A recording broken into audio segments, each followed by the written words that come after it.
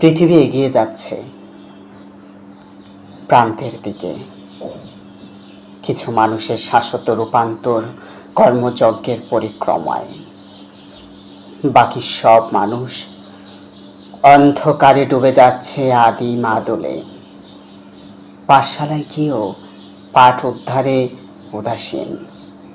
তাই স্বপ্নদ্রষ্টা মানুষগুলোকে বারবার অন্ধ বিচারের মুখোমুখি হতে হয়, যেমনটা হয়েছিলেন সক্রেটিসের যুগে।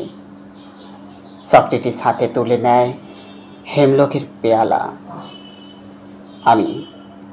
আমি একবিংশ শতাব্দীতে এসেও গভীর অনুচিন্তনে খুঁজে পাই সেই সনাতনী ধারা। আমার হাতে এখন অদৃশ্য বিষের কৃষ্ণ পেয়ালা।